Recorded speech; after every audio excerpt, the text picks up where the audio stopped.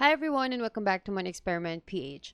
Today we're going to talk about GInvest products minimum amount and what if the investment falls below the minimum amount.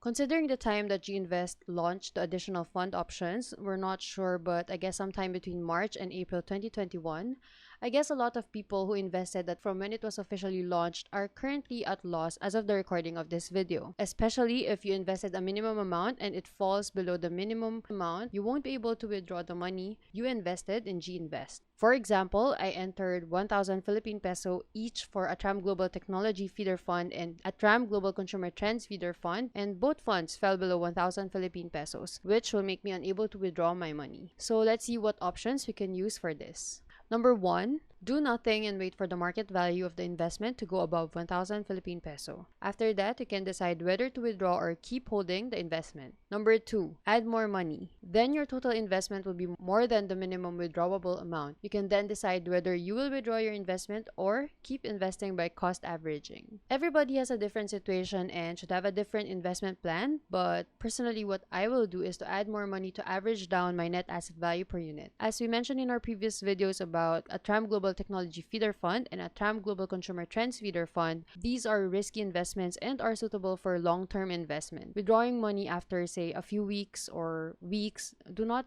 really make sense to me. Of course, it can also go down significantly lower if market overreacts. If I was not ready to see the losses, I shouldn't have entered the money in the first place. Remember to only use money you can afford to lose. I also hope you realize the nature of risky investment products, and as we mentioned in our previous videos, to really think through if you're okay with this kind of investment or if the risk of the investment is suitable to your appetite. And then plan and set your mindset accordingly. In the investment world, no one guarantees the profit. Thank you for watching our video and see you soon. Bye!